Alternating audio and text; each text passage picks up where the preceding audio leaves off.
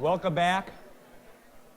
Again, this Physics 1060, How Things Work, the spring version. And where I left off, actually before I continue, any questions about logistical stuff, organization of the class, things you need? Okay. Where we left off is in dealing with how a skater skates, so the physics of the motion of a skater, and the central issue sort of under the hood, what am I really trying to convey to you, is an understanding of the concept of inertia. Inertia isn't a quantity, it's just a concept. And it's this concept that you have heard spoken of your whole life, but really taking it to heart is a challenge, and I'll say more about that in 3 seconds. But it's just to name it again, it's this observation that an object that's left to itself moves at constant velocity. And that word is I brought up right at the end of class. I'll back away from it and I'll say an object that's left to itself keeps moving at a steady pace. It covers equal distances and equal times, and that includes the special case of not moving at all. So an object that's at rest tends to stay at rest. It tends to keep doing what it was doing, which is not moving. And an object that's moving tends to keep moving, and specifically, it goes straight and it goes steadily. Now, many ways of describing what steady means. And the reason, okay, it's not so, it's easy, it comes off your tongue real easily. An object at rest stays at rest, an object in motion tends to stay in motion. The reason it's not so obvious, and some of you will have to work at it, is that it's not what you normally see. If you look at an object, just pick any old object, and when it's at rest, it does tend to stay at rest. That seems pretty good. But an object that's in motion, well, it tends to come to a rest, tends to stop. And you rarely see exceptions to this. Stuff wants to stop. And it seems like you have to push on something to make it move and to keep it moving. So we're going to name pushes shortly. The official name for a force is a push. Ow. But think before you speak. The official name for a push is a force. So forces are pushes and pulls. That's the physics word for those. And it looks like forces, as in pushes or pulls, cause motion, and the absence of forces gets rid of motion. And for thousands of years, that was approximately how people viewed the world. That pushing on things makes them move, and not pushing on them makes them stop. That turns out to be, well, wrong. Objects that are left to themselves keep doing what they were doing in the way of motion. If they were moving, they tend to keep moving. They don't come to a stop. So why does this little guy come to a stop? You know why it comes to a stop. You think about it, what is stopping that puck, that friction? It's a friction problem. And friction is everywhere, and it's hard to get rid of. This little guy, you can get rid of it to a great extent by turning it on. It's got batteries inside and a little fan, and it lifts itself up on a pocket of air. And now it's hovering. It's a little hovercraft. And when it's at rest, it tends to stay at rest. And when it's moving, it tends to keep moving. That's inertia making it move. Now, it's showing you what nature had in mind in the absence of friction, which is, oh no, woo. Okay. So we got a big version of this, actually. Someone want to come and ride the hovercraft? Oh, there, yeah. Come on down. Sorry, I had to pick somebody. After class, you guys can try this too. So what this does, this is a big version of the same thing. Pocket of air comes up, we get rid of most of friction. So your job is to balance on this. When you run it, you can sit on this. Okay.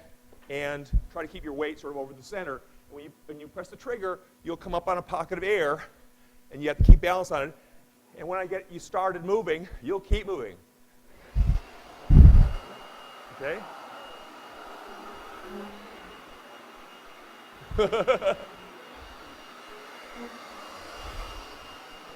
So he's an object in motion. keeping in motion. To change his motion, he has to push on things. Actually, your name is? Your name is? Truman. Truman. So to get Truman started, we have to push on him. But once he's moving, the movement is for free. He's coasting according to inertia. All right, too much fun. Okay, thanks. Thank you. Thank you. All right, so after class, you all can come and ride the hovercraft. But the point of the air and a lot of the noise is only to try to get rid of friction. The motion that you observe in this case is the motion that inertia causes in normal objects. At rest, he stays at rest. In motion, he continues in motion at a steady pace in a straight line. Is that okay? I said, that this class is unmagic. That the demonstrations, the purpose of demonstrations isn't like, there are some fun and games, but they're not just to mystify you. Every demonstration is supposed to have a point, and the point of this is friction. Getting rid of friction allows you to see inertia, which is sort of the simplest of motions. It's the things that are just left to themselves, just keep doing what they were doing. So this age-old idea, misconception really, that an object at rest tends to stay at rest, but an object in motion has to be pushed, it's wrong. An object that's left to itself, that's not pushed, keeps doing whatever it was doing. If it was at rest, it stays that way. If it was moving, it keeps moving. You actually have to push on it to stop it. And friction will do that for you for free and without you troubling yourself. But if you get rid of friction, friction won't do it, and the object will just keep coasting. That is what coasting means. It means moving it as inertia had in mind. Any questions about this stuff at this point? So hopefully now you can watch inertia in action. It's all over the place. Person bicycling down the road, reading I would say reading a book, but that's old school. Texting. No hands, that's a topic for the other semester. But you don't have to pedal. Type away and you just keep going. Why? Because of inertia. All right. So to try to describe inertial motion and alternatives to inertial motion, which involve pushes, I need to convey some words, some physics language. And I've got 5 physical quantities to convey to you.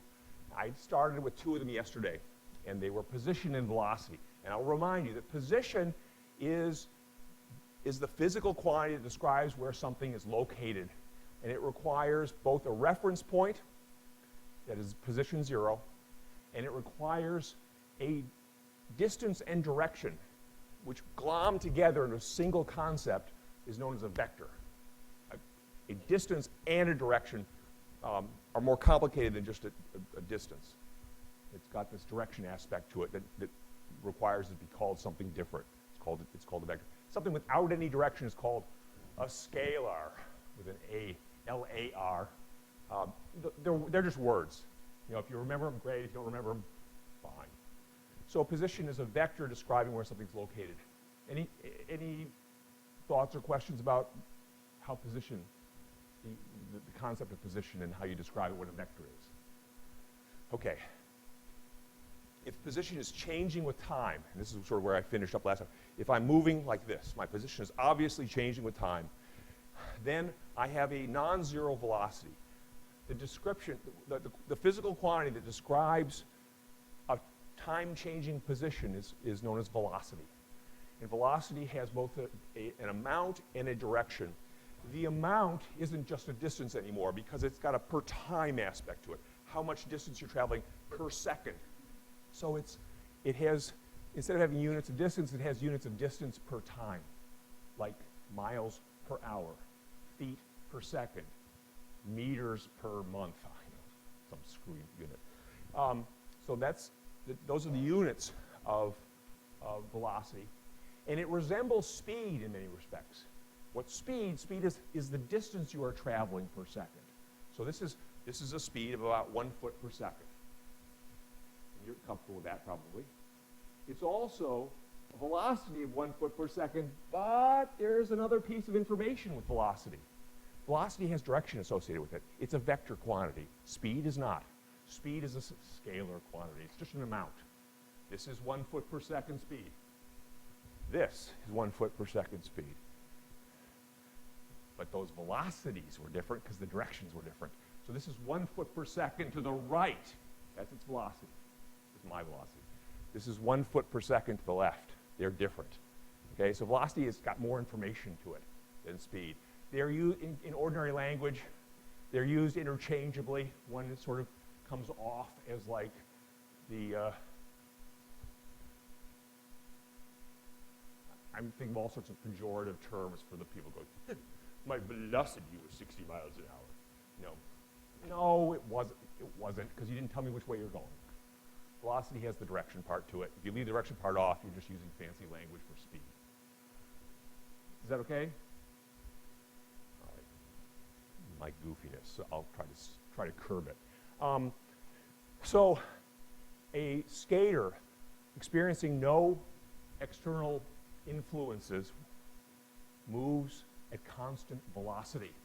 So that's the updated and therefore second version of Newton's first law of motion. That an object that's free of external influences moves at constant velocity. What we've done with the expression moves at constant velocity is bring into short, succinct language the notion that an object that's free of external influences moves in a straight line covering equal distances and equal times. We've observed that that really means constant velocity. Yeah? If an object is at rest, is it coasting at motionlessness? Yes. Its velocity is 0 and staying that way. It is coasting. It's one of those horrible special cases that, I mean, physicists are comfortable with that. People from outside physics looking in go like, it doesn't sound very good, but it's sort of legally correct. It's like, I gave you money, $0. Right? Boring. All right? Yeah.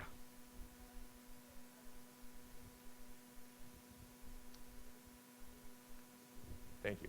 Yeah, I said that velocity requires direction too. If it's not moving is a special case where because it's a vector still, but it's a vector with no length. There's no amount to the vector.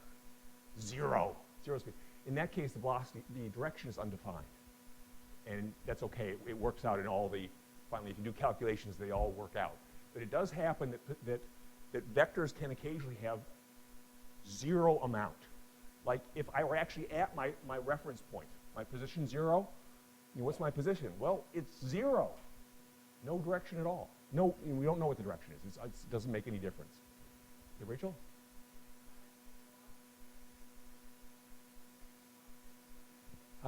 If velocity is relative to a reference point, is one direction positive, one negative? That's an interesting question that will become quite important when we start looking at objects falling, which I might conceivably get to today. And so here's the deal. Well, vectors, in general, have an amount and a direction. If the amount gets to be less than 0, it becomes the same as a vector with positive amount in the opposite direction. So I am walking to the left at -1 foot per second. Is that okay? It's a kind of weird way of naming it. But this is actually useful sometimes, where you actually, you end up with less than 0 velocity to the right. Left. Okay? And you're effectively going the other way. The calculations all work out. We're not going to do many calculations, but that's the idea. The reason vectors exist, why vectors? It's because we live in a 3-dimensional world. If we lived in a 1-dimensional world, that is, we lived along a straight line, which would be very limiting, right? We would all be bumping into each other all the time, because you can't go around anybody. So we all live along this straight line, like a railroad track. Then we could simply say that this is the positive direction. So I'm going to positive position. There's nothing else to talk about. And this was 0. And this is negative direction. So we sort of simplify the whole concept of a vector down to just positive and negative along a railroad track. There's nothing left.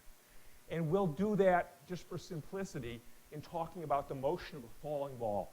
When the ball goes up, comes back down, it's not going to go left, right, toward you, away from you. It's going to be basically moving in a straight line in the simplest version of the story. In which case, we can just say that's the positive, and this is the negative. It's going positive, bigger, bigger, smaller, smaller, smaller, negative, down. Is that okay? It just simplifies the way of describing it sometimes. When you can reduce the world from 3 dimensions down to only one that matters. All right, so we got position, we got velocity. And having developed the term velocity, we can simplify Newton's first law. Now, the next thing to go after is that expression at the beginning of this second version of Newton's first law where it says, an object that is free of external influences. What are those? And those are the pushes and pulls in the world, which are lumped together in the concept of a force. So when you push on something, you're exerting a force on it. When you pull on something, you're exerting a force on it. That's as distinct from twisting. Twisting is another influence. It's interesting, but it's all about rotation. And we'll get to that. So pushes and pulls go together as force. And force is another vector quantity. When you push on something, you can push it to the right a certain amount. You can push it to the left a certain amount. Direction matters. And the classic units of force, you're probably most familiar with the force as pounds. Pound is an ambiguous term for historical reasons. It also refers, I won't go there, but you think of it usually in terms of force, how hard things are pushed. And the metric or SI unit of force, the one that most of the world uses, not so much the US, is what's known as the Newton, in honor of guess who. And the Newton is a push about equal to the push on your hand when you're holding a small apple. Conveniently enough, I mean, you can maybe remember this because you hold a small apple, you're feeling 1 Newton of push. I never remember the conversion factor between newtons and pounds. I think it's 4.5 newtons is a pound.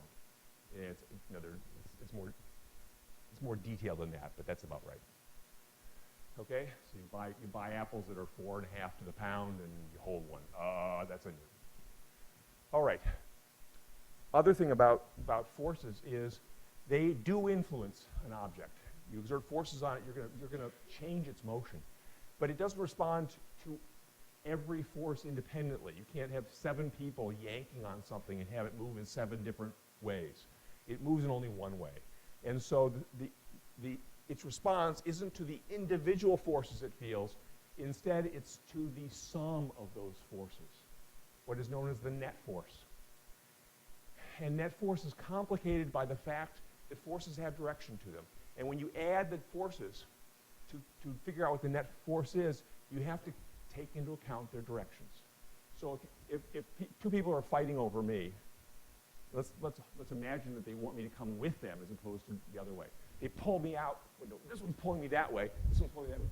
And if they pull equally hard, yes, I'm subject to 2 enormous forces, but they are in opposite directions.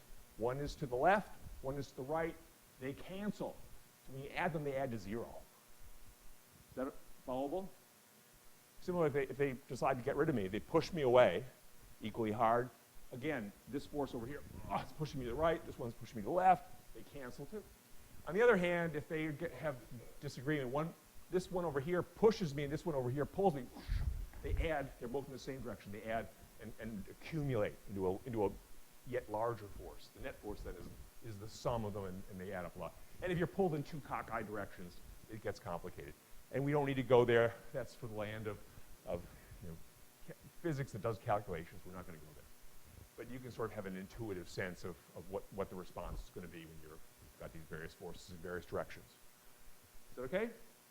So, having introduced the concept of a force, I can give you Newton's first law in all of its glory. And it's this, that an object that is not subject to any outside force, or more generally, that is experiencing 0 net force.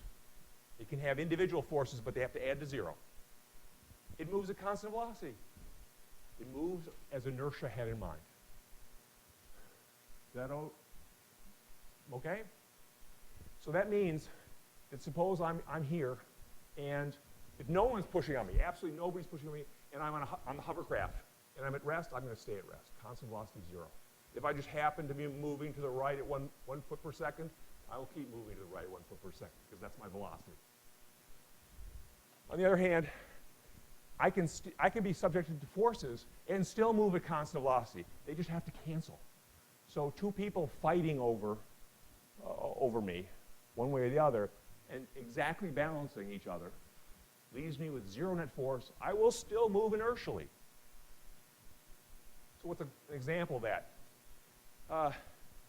Two kids fighting over a toy.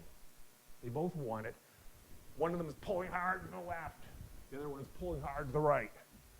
Equally hard. The toy is inertial. It's got 0 net force acting on it. If it's motionless, it'll stay motionless. If it's moving, it'll coast. So you can have the situation where two kids are fighting over the toy, and it's making progress toward the right, but only because of inertia. In effect, the kids aren't affecting its motion. They're simply canceling each other and letting it do what inertia had in mind. All right? So that's Newton's first law.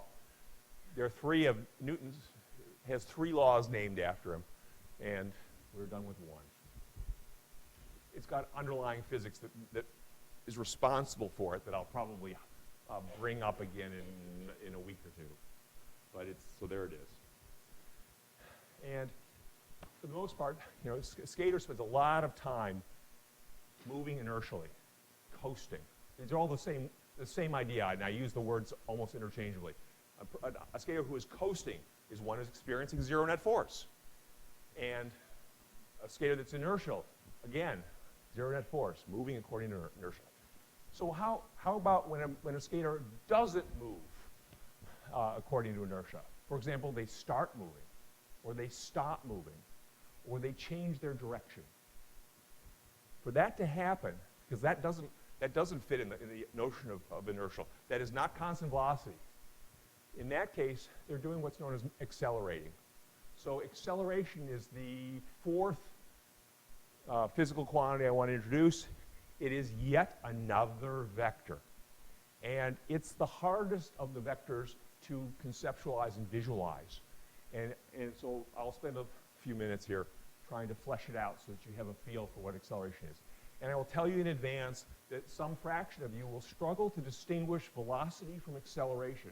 And that struggle may last a long time. So, if I am, so here's my position you can see. In fact, you can see my position with a single glance. You just close your eyes, blink, and close your eyes again. You see me once, you know where I'm located. That's easy. What you can't do in a single glance is figure out whether I've got a velocity or not. Well, a velocity other than 0. You need 2 glances to do that. So you look once, there I am.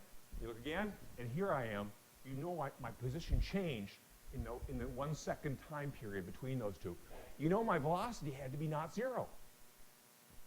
Does that make sense? Okay.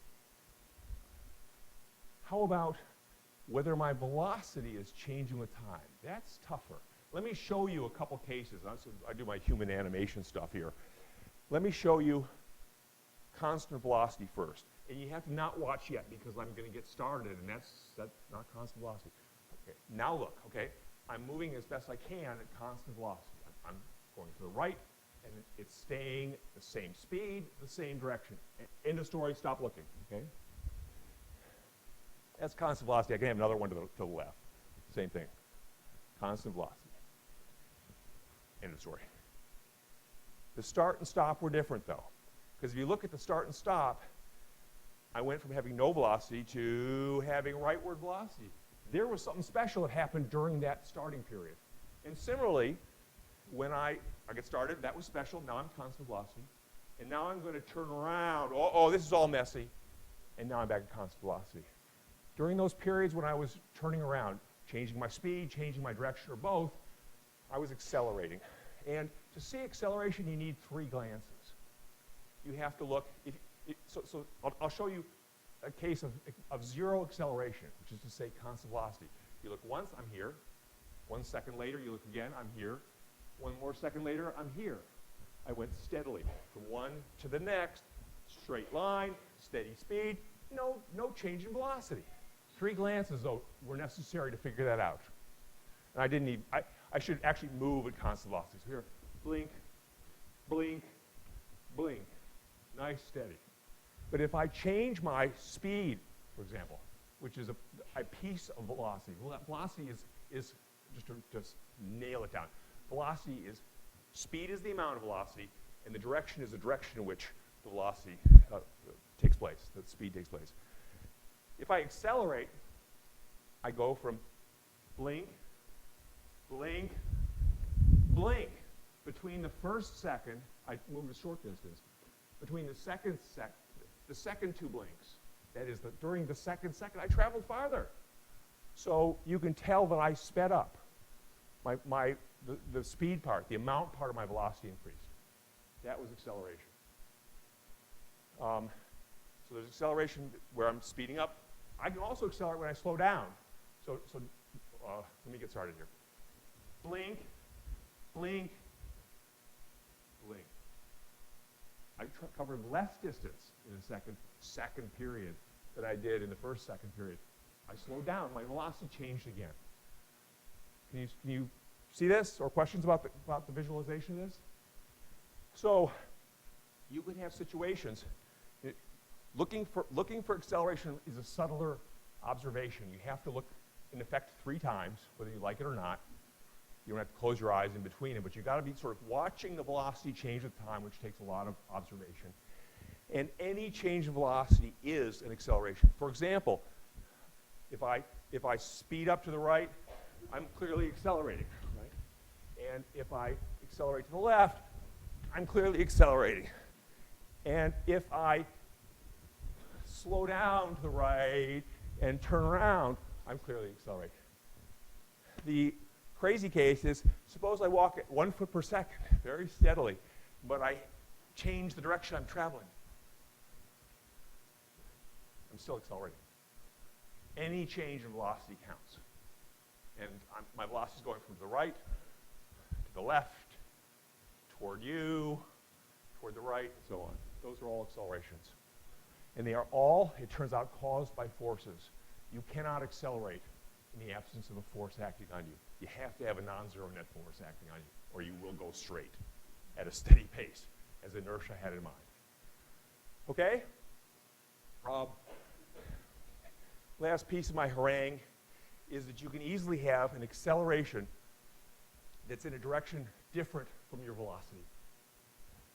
So they are independent, they're not entirely independent, because acceleration is the change, the rate at which velocity is changing. But they can be quite different one from the other. They have different units also. But I will show you with my hand which way I'm accelerating. I have to remember all my stories here, right? So I'm going to accelerate first to your right. That's my hand, right? Now I'm not going to accelerate, I'm going to coast. Now I'm going to accelerate to the left while moving to the right. That's going to slow me down. And if I keep doing it, I keep accelerating to the right, left. Right, out the door. So the point with this, other than having fun, is if I accelerate to the right, I speed up, and then I can coast after I stop. And if I accelerate opposite my velocity, as you can see, is to the right, my acceleration is to the left, that slows me down. And it brings me momentarily to a stop, and then I begin to speed up in the opposite direction. And then it comes. And then the story ends. So there was a moment when I was heading one way, but accelerating the other way, and that was slowing me down. It happens all the time. Just to give you a preview, it's going to happen when the ball approaches the top of its travel when I throw it upward. It's moving upward, but accelerating downward during that last bit of rise. Can you visualize that one? Heading up, but accelerating down. Okay. We sometimes use a special term for acceleration in the direction opposite your velocity. Just you've heard it, so just so you know what it means. Deceleration. When you decelerate, that's just a special case of ordinary acceleration, but it's the one in which you're accelerating backwards relative to your velocity. So it's this one right now. That was me decelerating. And I don't care which one, if you want to use that as a special case, great. If you just want to talk about it as acceleration, fine, same thing. Okay? All right, so that is 4 terms, 4 physical quantities.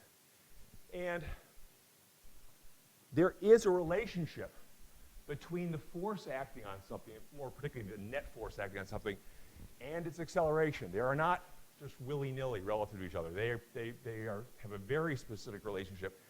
So for me to accelerate, for example, I need a net force acting on me.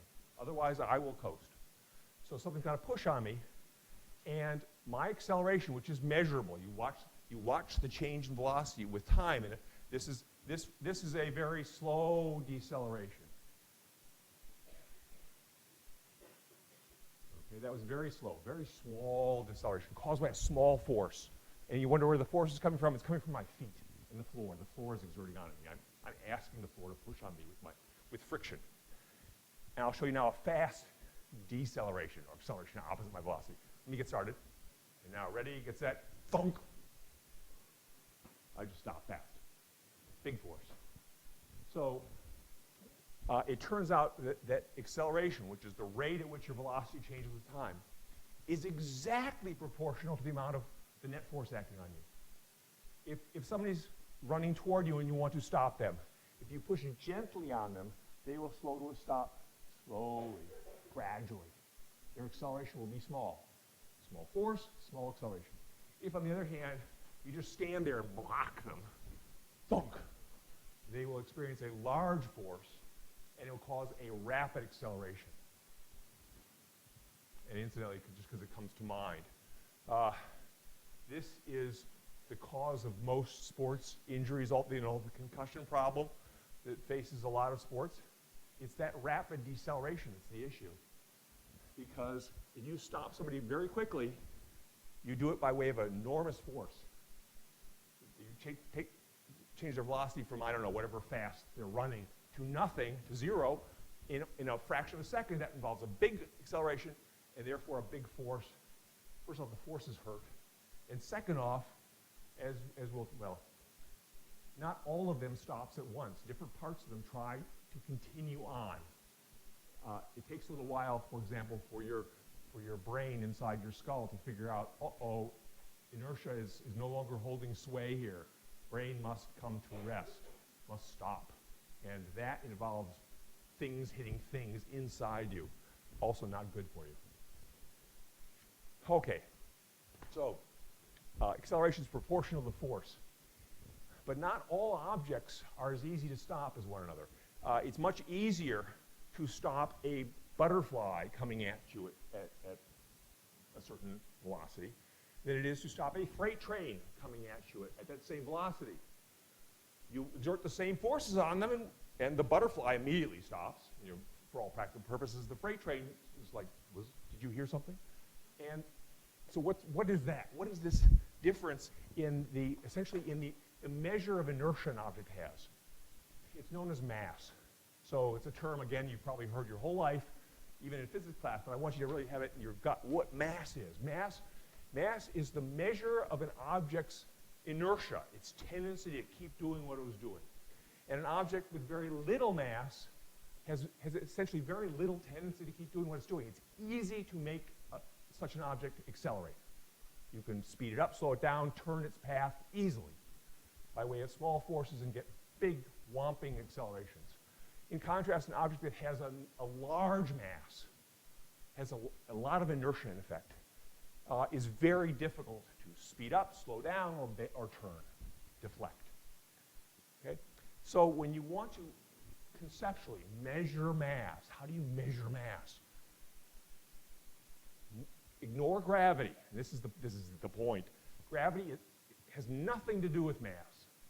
So it's not how heavy something is. That's the wrong concept. It's how hard it is to take the object from heading, for example, at 1 foot per second to the right and make it go 1 foot per second to the left. That was an acceleration there. Was that easy or was that hard? Pretty easy. On the other hand, should have brought something enormous. There's a really big person right here, right? And they're heading 1 foot per second to the right. I grab, I try to pull them back. Much harder. Okay? So much more mass than the ball. And it turns out that the acceleration of an object when subject to a force is inversely proportional to its mass. If the object has a lot of mass, you get less acceleration. If it has little mass, you get a lot of acceleration. So I write what's called Newton's second law. That's what this is. I write it in this form, which goes against the classic. You've seen it in another form. You've seen it in this form. I put all the causes on the right and the effect on the left, or vice versa. I don't care if it's right or left. But these are the causes of what's going on. The force causes the acceleration, the mass resists it. The two of them battle it out, and the result, the effect, is acceleration. So if I had my druthers, this equation that you probably memorized in high school as F equals ma would be A equals F over m. That has just it separates cause and effect. For some reason, it probably having to do with the division there. People rewrote this equation algebraically as net force equals mass times acceleration, which I think sort of just buries the underlying conceptual basis for it. It's just a relationship between physical quantities. Who cares? Who cares if they mean anything? So I don't like, this is not my preference. This is force causes acceleration, mass resists it. Is that okay? So a key thing to take away from today is the idea that when you want to determine the mass of something, don't weigh it. That's gravity. Shake it. If it's easy to shake, what is shake? It's acceleration, lots of acceleration. If it's easy to shake, it's got small mass. If it's hard to shake, it's got a big mass. That's what you, and mass is universal in the sense that an object's mass is the same here as it is on the moon, as it is in deep space. You can go anywhere you like and shake that object. It's going to behave the same because you're looking at its inertia, and it will not have changed. And the object itself will not have changed. Its inertia will not have changed. Gravity can go all over the place, and with it, the features of how heavy something is, that can change. Mass can't. You okay with mass? Thankfully, it is not a vector quantity. It's a scalar. It just has an amount. It's measured, incidentally, pretty universally now in units known as kilograms. You know what a kilogram is. I mean, you have a sense for a kilogram. You can go and buy flour in a kilogram, 1 kilogram package. And if you shake that, you'll feel what 1 kilogram is like in terms of mass. You go buy a 5 kilogram sack of flour and shake it, you'll have to push 5 times as hard to get the same accelerations out of it. All right? So, just for fun, bunch of soda cans here. They could be lying on their side. Doesn't even matter. The lying on the side was just to get rid of friction. To find the full can of soda without lifting it, what can you do? How about you compare the velocities of the cans? Will that do it? A. B, compare the positions of the cans. Will that do it? No. D, consult the Ouija board.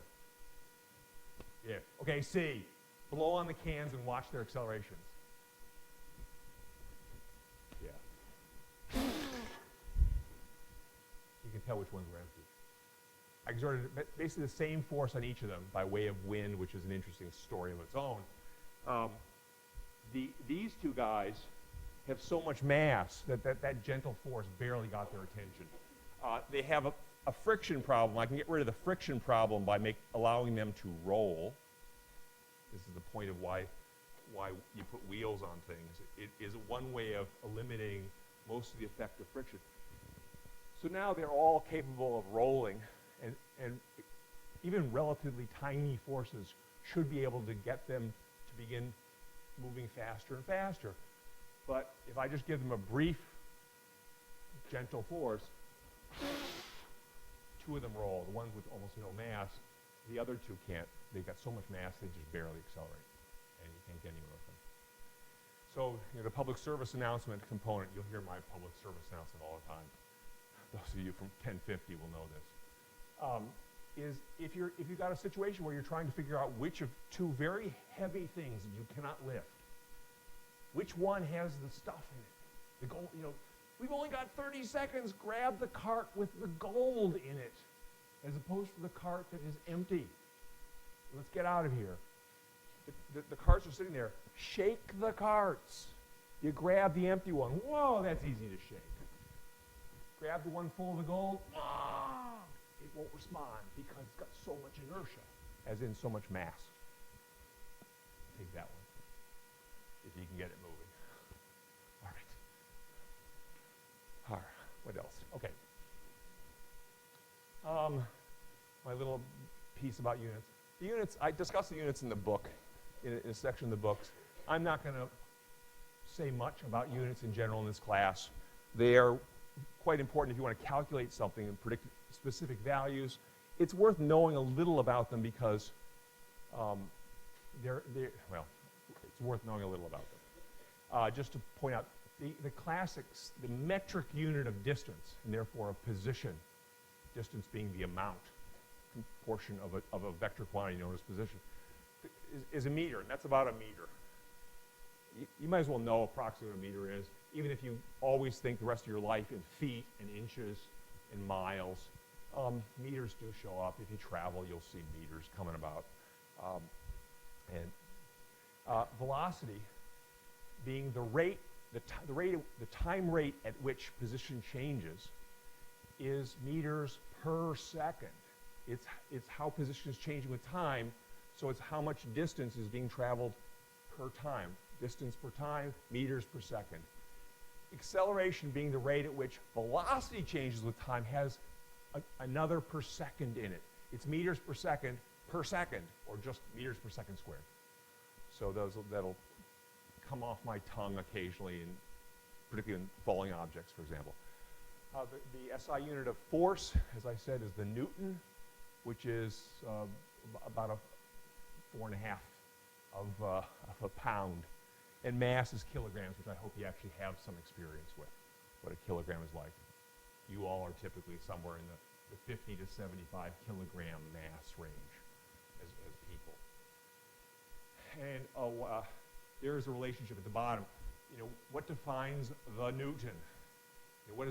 Why did they pick that value for 1 Newton? Well, it turns out that if you pick a value for a kilogram and you pick a value for the meter per second, for the meter and for the second, once you've defined the unit of distance, the unit of time, and the unit of mass, you have no choice in what the unit of force is. It just comes out of Newton's second law. If you exert a 1 Newton force, and this defines the Newton, on a 1 kilogram object, it will accelerate at 1 meter per second squared. And so that defines the Newton. The meter and the second are both defined in terms of characteristics of atoms. So those are absolutely established. The kilogram is defined in principle by an object in France, in Paris, I believe. And it is the last of the fundamental constants of nature that is defined in terms of an artifact that, if it were ever lost or stolen, would ruin the definition. So they're trying to redefine it in terms of fundamental stuff like how many, a countable number of certain atoms. There's some work, it's an ongoing activity, not my favorite kind of activity, but anyway, some people find it appealing, or at least it's a paycheck. All right. Last thing here is, why does a skater need the ice or the wheels? Why does a skateboard? I mean, obviously I would say hoverboards back in the Back to the Future days, but they're actually starting to show up. I mean, why do you need the wheels essentially? And it's really because in the real world, the simplicity of inertial physics, just movements driven by inertia and forces, Newton's second law, they're masked by just everyday reality issues. Like, gravity is around. If you try to to skate on a hill, coasting is going to be tricky. Once in a while, it snows, then it rains, then it freezes, and you end up with ice skating surfaces that are not flat. Have you ever experienced that? I certainly have. Where you can the crust of ice on a hill is so thick you can skate on it. And it's weird skating. All right? So, to get rid of the effects of gravity for this purposes of this particular story, we worked in level ground where gravity has almost no influence. Gravity pulls down, it doesn't pull to the left or the right. The wheels, the ice, the air, those things, their purpose is to get rid of friction, which is a nuisance that we'll come back to later on, but for right now it's just masking the simplicity of motion. And finally, some of these things we can suppress instead of by using wheels, air, whatever. We can just go fast. So when I was slicing things up last time, I was working quickly enough that between friction and gravity, not much happened. They had very little effect. All right, that is the story of skating as far as I'm concerned. And rather than start anything else, we'll call it a day. Next time, I'll talk about the first force that has a name to it, and that is associated with gravity. It's the weight of an object.